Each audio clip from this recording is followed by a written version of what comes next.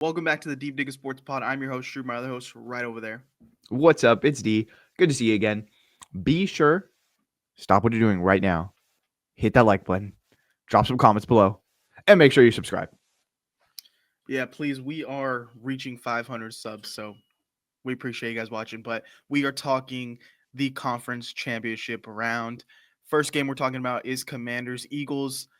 It's a little bit surprised that the Lions aren't there, but I think this, adds a little bit of fuel to the fire, adds a little bit of, storylines here. We got some division rivals. The Commanders rebuild is already here, and the Eagles, I say what you will about Nick Sirianni, but they're winning. This is such a juicy matchup. I love this. I love that when the Commanders won, they were looking at this game like, please, we want the Eagles. Like, we know that they are the tougher team, but we want the Eagles, the division rivals. We would love nothing better than to propel ourselves to the Super Bowl, beating this Eagles team. I'm hyped for it, and I think again, both coaches have a level of like Dan Quinn is this tough guy. He's going to take it on fourth down. He is going to trust his defense.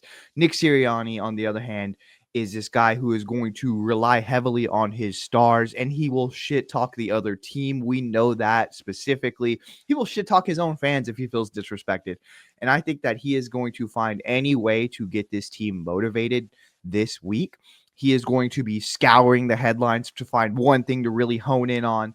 I'm so pumped for this. This is what football's made of. Yeah, and I think when it gets to the playoffs to get this deep, it's really like the storylines. Like, what is gonna be the matchup you're looking forward to the most? What is gonna be like get you most hyped to get it, turn on the TV, sit on the couch and watch it. And we have Jayden Daniels, which is like the hot topic right now. If he wins this game, he's like I think he's solidifying himself at or near the top of the NFC quarterback pedestal because I mean, there's not a lot of guys in the NFC really showing out and separating themselves in the quarterback position for the NFC. Like, does the this the make him the best? the throne is open for the NFC. I mean, realistically, you're right. Who stepped into that and been like, "Hey, I'm unequivocally the guy." Jayden Daniels doing this in his rookie season when everyone was trash talking the offseason that the Commanders had, saying, okay, they got a retread head coach. They missed on didn't get the guy that they wanted at quarterback. They had Austin Eckler and all Zach Ertz as their big marquee weapons on offense. Like, I feel Cliff Kingsbury, they brought him out of Thailand to come back here and coach all of these things, and they've turned it around completely. The culture is just a complete 180 from what it was a few years back. And then you have ownership that is completely bought in and ready to win. I think that, yeah, I mean, especially the fact that he is a rookie, and that is something that we just don't see in the NFL. Guys come out fresh from college and immediately hit the ground running. I think that is obviously the main storyline moving forward, but there's just so many depths to this specific game, and I love it. Yeah, exactly. Then Jalen Hurts on the other side. It's really like people saying, is he going to be the guy that continues to get them wins because he's not really throwing the ball for them? And Saquon for them, the Giants just continuously look more and more incompetent as the Eagles go on because Saquon is like literally carrying this team on his back, which is not to say this defense hasn't, put in work, but every time they need something to happen, Saquon's there to make a giant play. And I think the Washington defense been good, but they are susceptible to a playmaker like Saquon, obviously. Oh, I mean, if you compare the two defenses, the Eagles are just in a completely different zone than the Commanders have been. I mean, realistically, they have playmakers at every level of the ball. They have it on the defensive line, they have it in the linebacking core, and now they have it on the secondary. I think that it's going to be tough sledding for the Commanders offense, but we've seen them go against tough defenses before and do their thing. I think that specifically it's going to be how are they going to play Jayden Daniels? Are they going to keep a QB spy on him the entire game because he does have that ability to just kind of float out there and make it what would be like a 2-yard gain, turn it into a 10-yard first down? Or do you let it play, open and really hope that your defensive line can contain Jayden Daniels between the tackles?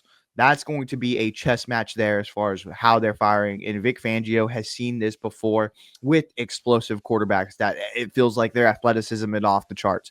So that's going to be like the chess match within the chess match. Yeah, and then for the Commanders defense, really, build that shell and don't let Saquon break huge chunk plays, because right now with Jalen Hurts, like, Devontae Smith got going 2 weeks ago, didn't do so much last week. The connection between Jalen Hurts and AJ Brown is just not there right now. So you really not too worried about Jalen throwing.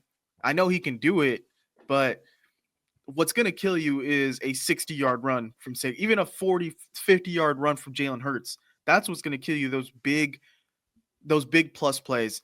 And so I think they are showing that they are, disciplined enough to play their roles and protect from those big plays. But I mean, we saw what the Lions did. I know the Lions offense is amazing, but they put up points against this Washington defense. The Bucks put up some points against this Washington defense. This Eagles team is gonna put up points, and I think the Commanders have not faced a defense like this now, where this we've seen 2 weeks in a row, they basically go up and down the field at will against these defenses. What do the Commanders do when they aren't scoring on every drive? When they're not putting up touchdowns on every drive? And a lot of Dan Quinn has it's worked out for him that he goes for it on fourth down every time, fourth and short. But what happens when that doesn't work? Like that's when the game starts to pile against you, and then you start making some tough decisions.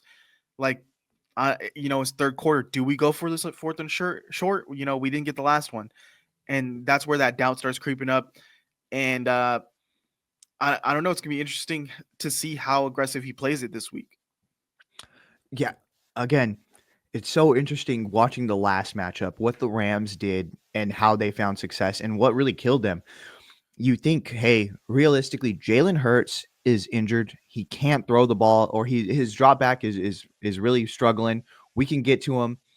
Let's load the box and defend the run. When they loaded the box and they kept one safety high, that is when the Eagles gashed them for these big rushing gains. Just because that Eagles O-line and even the wide receivers and the tight end are very good at blocking. Like, I know it's dumb to say like the offensive line is good, but they are a very good run blocking team. And they just opened as soon as they got past the first level. It was Saquon Barkley one-on-one with the safety. Saquon Barkley is going to win that. So how do you defend specifically Saquon Barkley and make sure that you don't get trapped? I mean, like, I know everyone's like load the box, but that could be dangerous for you because when you get to the second and third level, you only have one guy to beat. But yeah, and speaking of that Rams Eagles game, I think what the Rams showed could be the key to beating this Eagles defense is the hurry up offense, because that's when they really started to open up and move down the field. And what does this Commanders team do? They move the ball with the hurry up offense. They're comfortable in that. That's what they normally do. They do that kind of muddle huddle that they're calling it.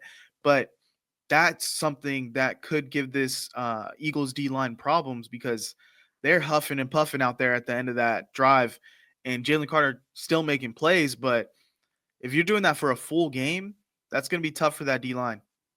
Yeah, 100%. I think that you're going to have to pick and choose your spots when you start to use the no huddle or the hurry up offense, just because if the Eagles go out there and they control the rock and they get a score and you go 3 and out on your next drive, you're basically handing the Eagles another score right off the bat.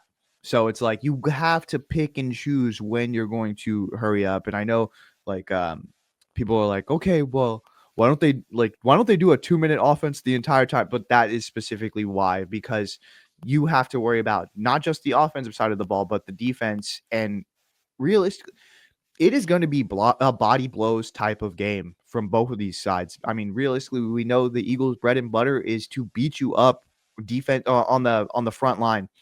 From the Commanders, it is more of a, hey, we're gonna beat you up a little bit, but then we are going to take it over the top, and that takes a lot out of defenses as well. I think momentum wise, I think that psychologically, if you get a couple big plays off of some of these guys on the Eagles team, you could start to see them be like get frustrated.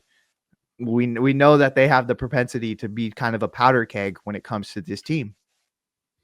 Yeah, right now the Commanders are +6 underdogs, plus 234 straight up money line.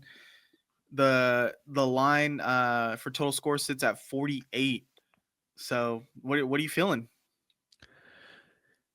I think under. I would say this is a low scoring game. If I'm going to be completely honest, I don't know how good Jalen Hurts is feeling right now, but if it's going to be a like let's muddy the waters type of game, I could see the Eagles defense stopping the Commanders and the Eagles be fine with just being up a touchdown most and being like, all right, we'll continue to just run the rock because eventually Saquon Barkley is just going to bust one. I think that line is a little bigger against the Commanders. 6 points is a lot, but I could see that happening. Yeah, I think I'm gonna go. I really want to go Commanders win here, but I think play it a little bit safe. I'll go the under with Commanders +6. I think they're gonna keep it close enough.